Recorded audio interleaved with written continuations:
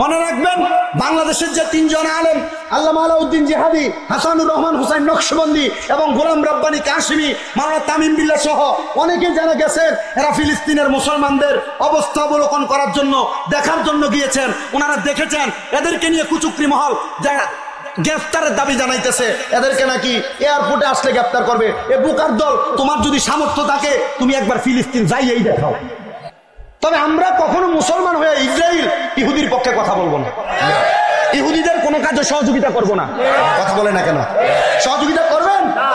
মনে রাখবেন, বাংলাদেশ সরকারের পক্ষ থেকে যদি বাংলাদেশ থেকে মুজাহিদ পাঠানো হয় যুদ্ধ করার জন্য, ফিলিস্তিনিদের জন্য, এই বাংলাদেশের প্রত্যেক মুসলমান ফিলিস্তিনকে রক্ষা করার জন্য, মুসলমানকে বাঁচানোর জন্য, মুসলমানের অস্তিত্ব রক্ষা করার জন্য যুদ্ধে যাইতে রাজি আছি। কারা কারা হাত তুলে আল্লাহকে দেখিয়ে দাও। আমাদের বাংলাদেশের তিনজন আলেম, তিনারা গেছেন ফিলিস্তিনের মুসলমানদেরকে সহযোগিতা করার জন্য। আলহামদুলিল্লাহ পড়েন। আলহামদুলিল্লাহ। কিন্তু কিছু কুচুকরি মহল, এরা হুজুর, এরা এদের সমালোচনা করতেছে যে কি এরা নাকি মুসলমানদেরকে, মুসলমান ইসরায়েল ঢুকে গেছে আর ওইখানে যে লিখছে আল আকসা নিরাপদ। আসলে আল আকসা নিরাপদ, যারা বলতেছে নিরাপদ না এরা ব্যাক কর। কিভাবে? আল আকসা মসজিদে মুসলমানদেরকে 5 ওয়াক্ত নামাজ পড়ার সুযোগ দেওয়া হয়। আলহামদুলিল্লাহ পড়েন।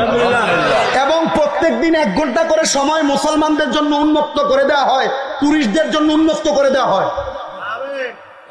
বাংলাদেশের তিনজন আলেম এরা গেছেন সেখানে, যায়া বাংলাদেশ থেকে অনেক মানুষ থেকে টাকা নিছেন এবং তারও কিছু টাকা নিছেন, এদেরকে সহযোগিতা করছে। অনেকে ফতোয়া দিচ্ছে আর এদেরকে বলতেছে এরা নাকি ইসরায়েলের দালাল, এরা নাকি ওইখানে গেছে ইসরায়েলের পক্ষে কথা বলার জন্য। আর বাবা, এ ব্যাখ্যা জানেই না ইসরায়েল আর ফিলিস্তিন সম্পর্কে।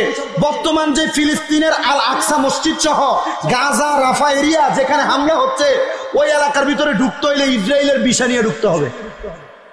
ইমানকে মজবুত করেছে, কিন্তু ফিলিস্তিনের মুসলমানরা ইসরায়েল জালেম বাহিনী জুলুমের শিকার। ওই ফিলিস্তিনিদের পণ্য আপনি খাইতেছেন, ইসরায়েলদের পণ্য আপনি খাইতেছেন, ইসরায়েলের পণ্য ব্যবহার করতেছেন। কথা কয় না কেন? বেশি করে 7 আপ খাইতেছেন, কুক না খেলে হার পেটের ভাত হজমই হয় না। কথা বলে না কেন? ঠিক কিনা? আপনি জানেন এই ফিলিস্তিনের পণ্য আপনি ক্রয় করার কারণে এটা লভ্যাংশ দিয়ে আপনার মুসলমান ভাইকে মারার জন্য বোম কিনা হয়।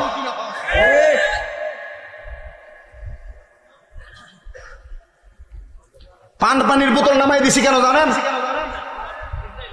একোয়াফিনা তো ঠিক আছে, পানির বোতল নামাই দিছি।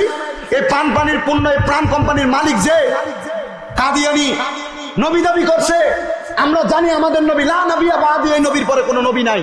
এই কাদিয়ানি নবী দাবি করছে, মানে হ্যাঁ বলছে আমাদের নবীর পরে হ্যাঁ নবী। তাহলে তার পুণ্য কেমনে আমি আমার মুখে দিতাম?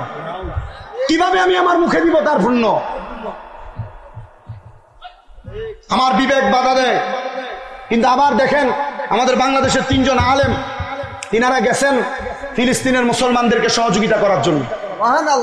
আলহামদুলিল্লাহ পড়েন। আলহামদুলিল্লাহ। কিন্তু কিছু কুচুকরি মহল, এরা হুজুর, এরা এদের সমালোচনা করতেছে যে কি এরা নাকি মুসলমানদেরকে, ইসরায়েল ঢুকে গেছে আর ওইখানে যে লিখছে আল আকসা নিরাপদ। আসলে আল আকসা নিরাপদ, যারা বলতেছে নিরাপদ না এরা ব্যাক কর। কিভাবে? আল আকসা মসজিদে মুসলমানদেরকে 5 ওয়াক্ত নামাজ পড়ার সুযোগ দেওয়া হয়। আলহামদুলিল্লাহ পড়েন। এবং প্রত্যেক দিন 1 ঘন্টা করে সময় মুসলমানদের জন্য উন্মুক্ত করে দেওয়া হয়, টুরিস্টদের জন্য উন্মুক্ত করে দেওয়া হয়। বাংলাদেশের তিনজন আলেম এরা গেছেন সেখানে, যায়া বাংলাদেশ থেকে অনেক মানুষ থেকে টাকা নিছেন এবং তারও কিছু টাকা নিছেন, এদেরকে সহযোগিতা করছে। অনেকে ফতোয়া দিচ্ছে আর এদেরকে বলতেছে এরা নাকি ইসরায়েলের দালাল, এরা নাকি ওইখানে গেছে ইসরায়েলের পক্ষে কথা বলার জন্য। আর বাবা, এ ব্যাখ্যা জানেই না ইসরায়েল আর ফিলিস্তিন সম্পর্কে। বর্তমান যে ফিলিস্তিনের আল আকসা মসজিদ সহ গাজা রাফা এরিয়া যেখানে হামলা হচ্ছে, ওই এলাকার ভিতরে ঢুকতে হইলে ইসরায়েলের ভিসা নিয়ে ঢুকতে হবে। কথা কি বুঝতে পারছেন আপনারা? ইসরায়েলের ভিসা ছাড়া আপনি আল আকসা মসজিদে যাইতে পারবেন না। বলে হুজুর কি লাগা, কি কারণ? হ্যাঁ, এটাই কারণ। কারণ এরা মসজিদে আকসার চতুর্দিক এবং কি মসজিদে আকসার আশেপাশের যে এরিয়া, এই এরিয়াকে কন্ট্রোল করতেছে ইসরায়েলের বহু পুলিশ। কথা কি বুঝতে পারতেছেন আপনারা? বলে হুজুর তাহলে নিরাপদ বলবো, আমরা যে টিভি সিরিয়ালে ফেসবুকে দেখি মুসলমানদেরকে মাইরা সমান করতেছে, তাহলে এটা কোনটা? এটা হচ্ছে বাংলাদেশ না। আপনারা কোন দেশের মানুষ? আপনাদের জেলার নাম কি? আমার জেলার নাম কি? কুমিল্লা। আমার জেলার নাম কি? আচ্ছা, পুরা কুমিল্লা জেলারে বুম ব্লাস্টিং করে ফুটিয়ে ফেলছে, আপনার ক্ষতি হয়েছে? গাজা এলাকারে বুম ব্লাস্টিং করে ফুটিয়ে ফেলছে, তো মসজিদ আকসার ক্ষতি হয়েছে নাকি? রাফা এলাকাকে বুম ব্লাস্টিং করে ক্ষতি করে ফেলছে, এজন্য কি মসজিদ আকসার ক্ষতি হয়েছে? বিষয়টা এমন। তবে আমরা কখনো মুসলমান হয়ে ইসরায়েল ইহুদির পক্ষে কথা বলবো না, ইহুদিদের কোনো কাজে সহযোগিতা করব না। কথা বলে না কেন? সহযোগিতা করবেন? মনে রাখবেন, বাংলাদেশ সরকারের পক্ষ থেকে যদি বাংলাদেশ থেকে মুজাহিদ পাঠানো হয় যুদ্ধ করার জন্য ফিলিস্তিনিদের জন্য, এই বাংলাদেশের প্রত্যেক মুসলমান ফিলিস্তিনকে রক্ষা করার জন্য, মুসলমানকে বাঁচানোর জন্য, মুসলমানের অস্তিত্ব রক্ষা করার জন্য যুদ্ধে যাইতে রাজি আছি। কারা কারা হাত তুলে আল্লাহকে দেখাইয়া দাও।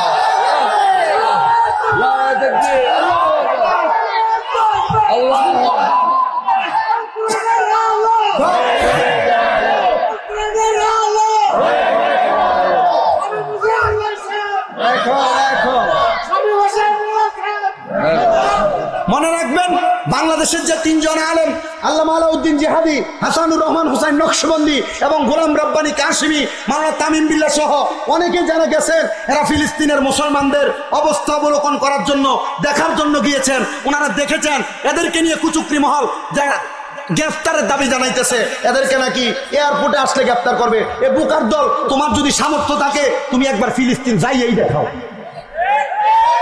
তুমি একবার যাইয়েই দেখাও। আরে বাংলাদেশের মানুষের ভিসাতে সমস্যা হবে বিদায় পাসপোর্টে ইসরায়েল বাহিনী ভিসা দেয় না, এমন একটা অনলাইন পেপারে ভিসা দেয়, পাসপোর্টের মধ্যে কোনো ভিসার চিহ্ন দেয় না। আর কি করবে আপনার জন্য? কথা বলেন, আর কি করবে আপনার জন্য? আপনি তো দেখতে যাইতে পারতেছেন, আর যারা দেখতে গেছে আপনি তো এদের মতো দেখতে যাইতেও পারেন নাই, এদের সমালোচনা করতেছেন। মনে রাখবেন, আল গীবাতু আসাদ্দু মিনাজ জিনা, গীবত হচ্ছে জিনার চাইতে মারাত্মক গুনাহ। আপনি মানুষকে মিথ্যা বলে বলে ওয়াজের ফ্যান্ডেলে গীবত করতেছেন, আপনি জিনা করার গুনাহ আপনার আমলনামায় লেখাইতেছেন। মনে রাখবেন, আল গীবাতু আসাদ্দু মিনাল কতল, গীবত হচ্ছে কতল করে একটা মানুষকে জবাই করে দিলে যে গুনাহ, একজনের নামে ছোট্ট একটা গীবত করলে সেই গুনাহ। আপনি গীবত করে আপনার আমলনামায় মানুষ হত্যা করার সওয়াব নিতেছেন, ও গুনাহ নিতেছেন। এই জন্য শুধু শুধু না জেনে কারো সমালোচনার দরকার নাই। আমরা মুসলমান, আপনি যেই দল করেন এটা আপনার দলের বিষয়, কিন্তু ইসলাম, কোরআন, নবী, আল্লাহ কয়টা? এটার জন্য এক হইতে পারেন না, খালি সমালোচনা করেন। আমি আমার জীবনে কারো সমালোচনা করার চেষ্টা করি নাই, তবে যদি আল্লাহর কোরআন রসুলের হাদিস কুফরি কোনো বাক্য ব্যবহার করে আমি সমালোচনা করেছি। আমার জীবনে অনেক ভুল হয়েছে, ওয়াজের মাঠে দেখবেন আমার অনেক ভুল আছে, ইউটিউবে ঢুকে দেখবেন আমার অনেক ভুল আছে, আরো ভুল হবে, কিন্তু আমি আমার ভুলের জন্য আল্লাহর কাছে অনুতপ্ত হই। কারণ 1 ঘন্টা 1.5 ঘন্টা বয়ান করব, আমার একটা ভুল হবে না, আমি এত সাধু না, আমি এত সাধু না। আমি 10টা কোরআন আয়াত পড়বো, একটা ভুল হবে না, আমি এত সাধু না। আমার ভুল আছে, কিন্তু আমি কারো সমালোচনা করব না। আমার যদি 10টা ভুল হয়, মনে করেন আমার, আমি উদাহরণ দিয়ে বোঝা, আমার আব্বা জান আমার একটা ভুল, উনি আমাকে ধরছে, এই হুজুর, এই মোল্লা মিয়া তুমি এটা পড়ছো, এটা ভুল হয়েছে। আচ্ছা, উনি কি আমার লাভ করলো না লস করলো? না। কেন? আপনাদের সামনে আমার শরম দিল না? শরম দিল না? কিন্তু উনি আমাকে ভুল সংশোধন করে দিছে। উনি যে ভুলটা সংশোধন করে দিছে, দ্বিতীয়বার আর আমার এই ভুল হবে না। তাহলে উনি আমার ভালো করছে না খারাপ করছে?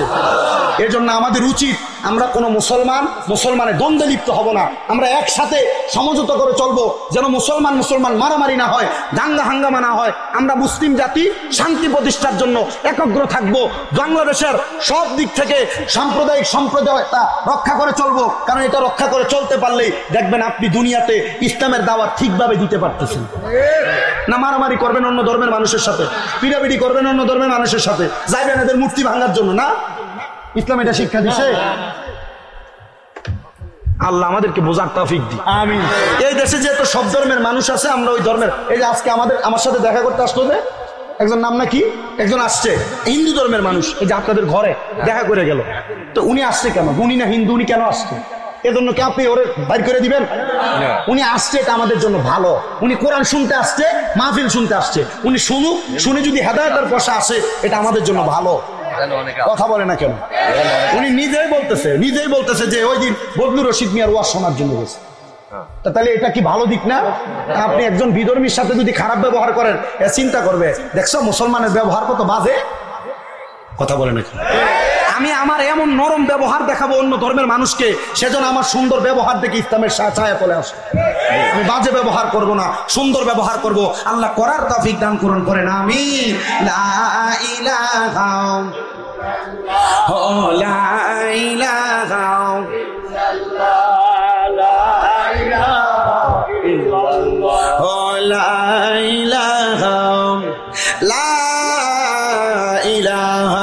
ইল্লাল্লাহু মুহাম্মাদুর রাসূলুল্লাহ সাল্লাল্লাহু আলাইহি ওয়াসাল্লাম।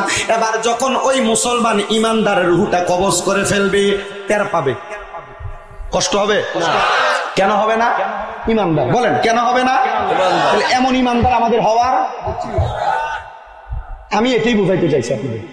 এটা আমাকে এখান থেকে ওঠার সময় একজন যে বইলা গেল, হুজুর এলাকার মানুষ নামাজ পড়ে না, একটু বইলেন, আপনাদের কাছে শরম লাগে নাই?